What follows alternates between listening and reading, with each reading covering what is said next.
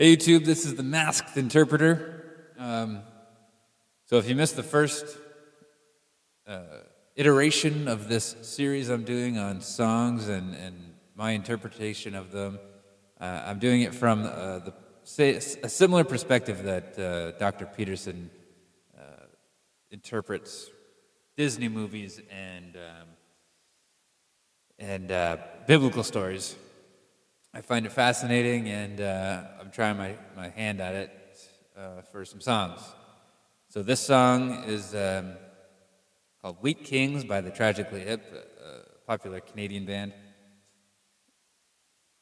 Now, a little bit of backstory for this song.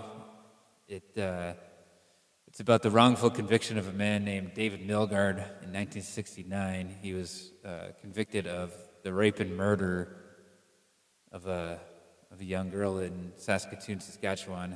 If you want, take a look at this case. Type in David Milgaard, wrongful conviction, and it's almost humorous how they convicted him with the evidence they had, which was none. And if you thought those young black boys getting wrongfully convicted of rape in Central Park was bad, this is next level. So another thing to know is that there was a lot of pressure from the town at the time for a conviction of anyone. It didn't really matter. It was like there was blood spilt on their streets, and they wanted blood, and they didn't like the idea of a murderer living amongst them. So this is the song.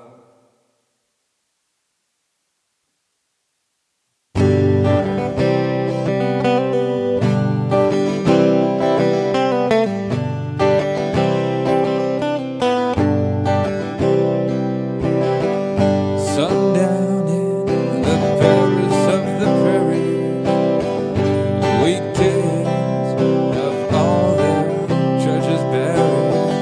And all you hear are the rusty breezes pushing around on weather vane Jesus.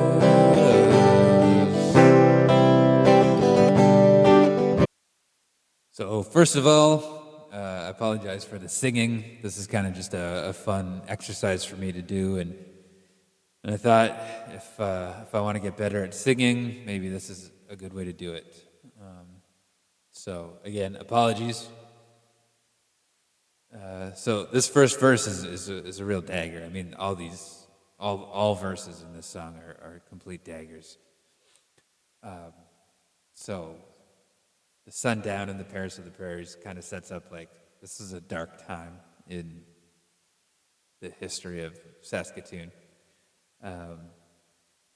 The Wheat Kings have their treasures buried. You could interpret this somewhat from a literal standpoint and saying that wheat grows from the ground, so they have like their seeds are buried in the ground. That's their treasure. The treasure are the seeds.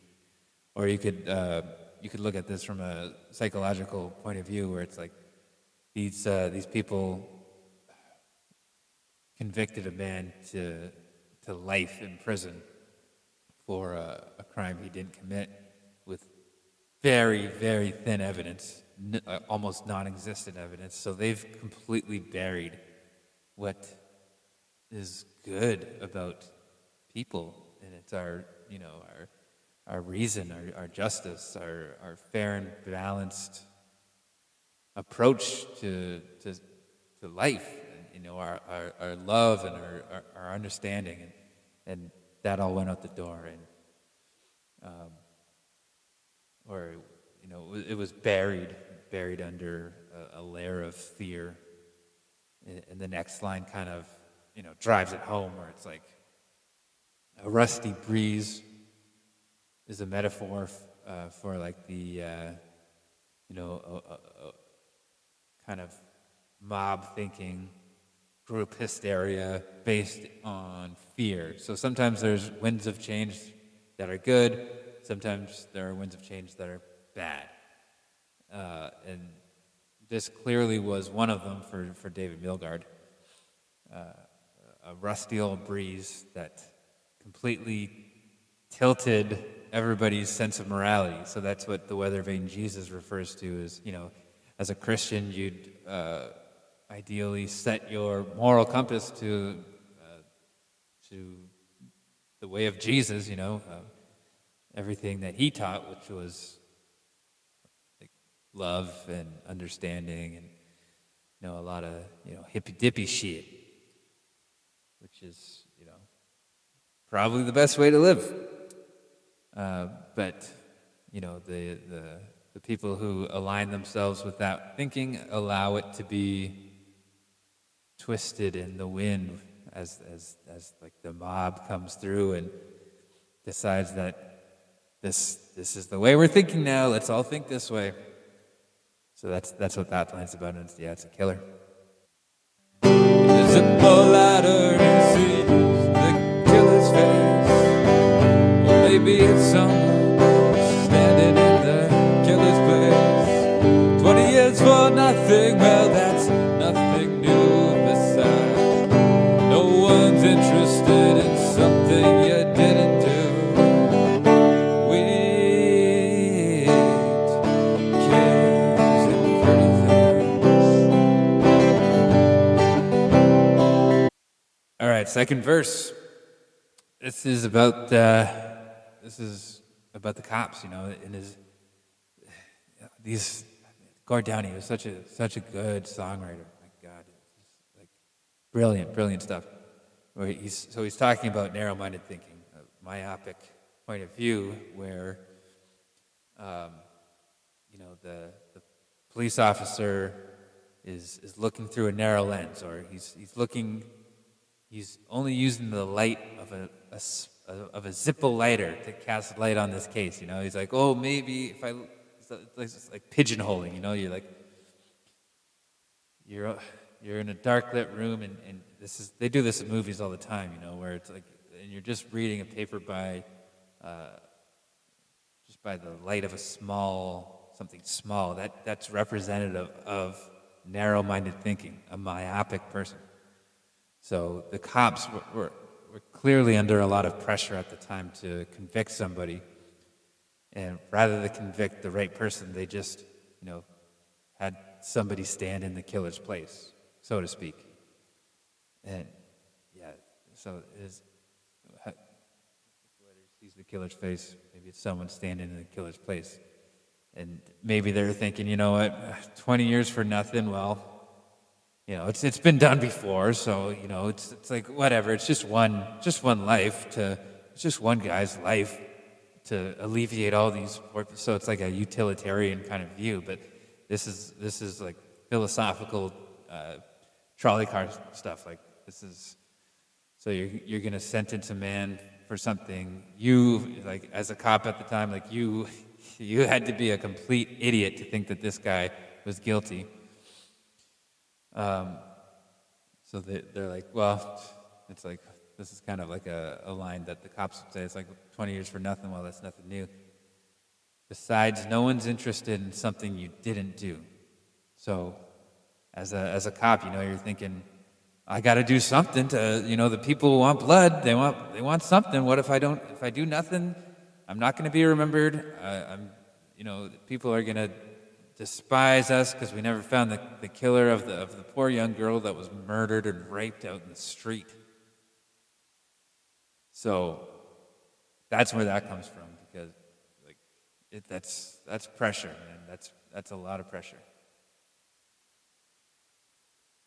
But it certainly doesn't warrant looking at life through, or looking at a case through a small little hole or a tiny little light that only casts a small amount of light to actually see what's really there in front of you. So that's what what that one's about. There's a dream he dreams where the house schools are dead and stark. It's a museum and we're all locked up in after dark. The walls all hung yellow, gray, and sinister, hung with pictures of our parents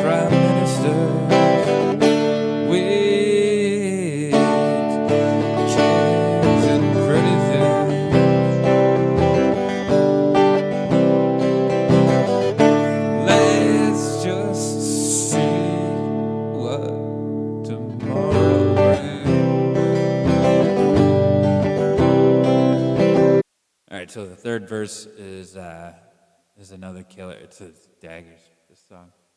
It's so there's a dreamy dreams where the high school's all dead and stark. It's a museum and we're all locked up in it after dark. Kind of, is a hearkening back to that first line where it's like sundown.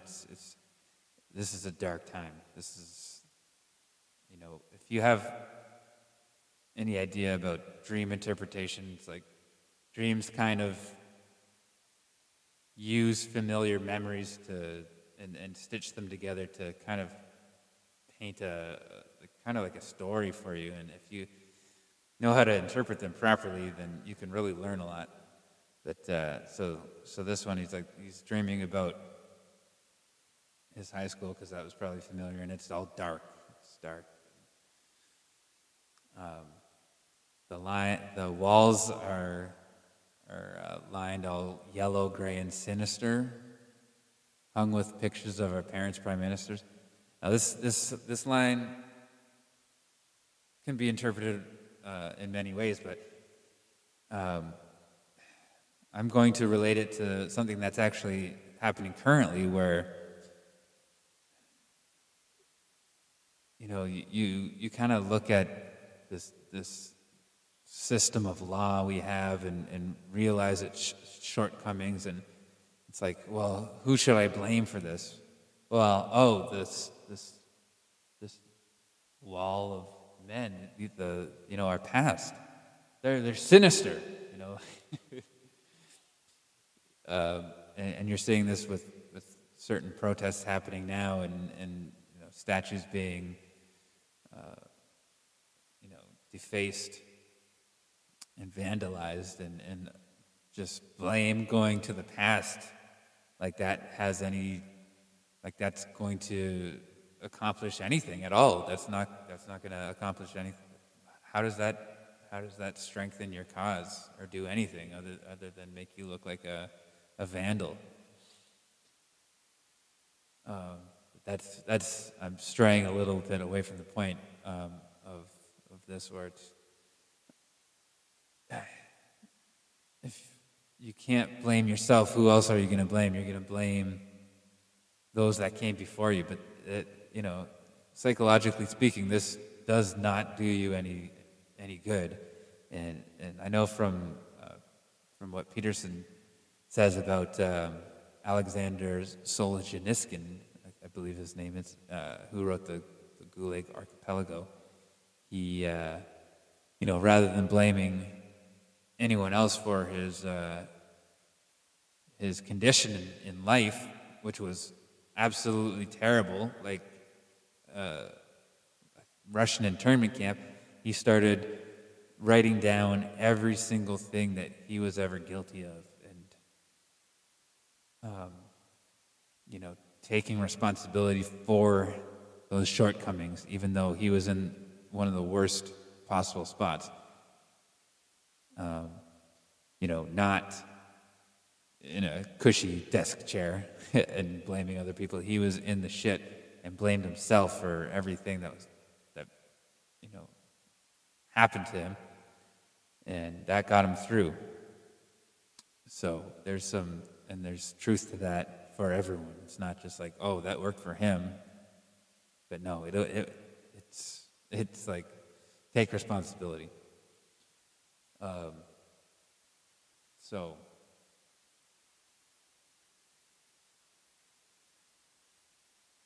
rather than looking at the past through a sinister lens, look towards the future for something that you can actually do that will make a real change. That's kind of how I interpret that line. A breaking story on the CBC. The nation whispers, we always knew that he'd go free. And yeah, you can't be fond of living in the past. 'Cause if you are, then there's no way that you're gonna last. We hate kings and presidents.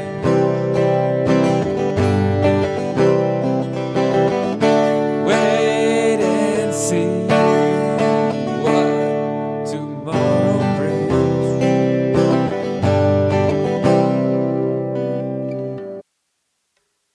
So this last line is really just goes to the goes for the kill, especially like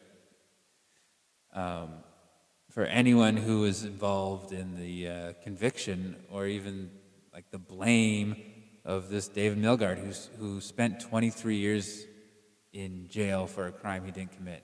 It's like the hypocrisy is palpable. It's, so, he's setting up the late breaking story on the CBC, which is the Canadian Broadcasting Corporation or company. The news is coming up, and the announcement is like, "Oh, David Milgaard was not the killer; it was actually this other guy." And then, so the townspeople say, "Oh, you know what? You can't be fond of living in the past. You just gotta get out there and live your life and forget about everything that happened, and just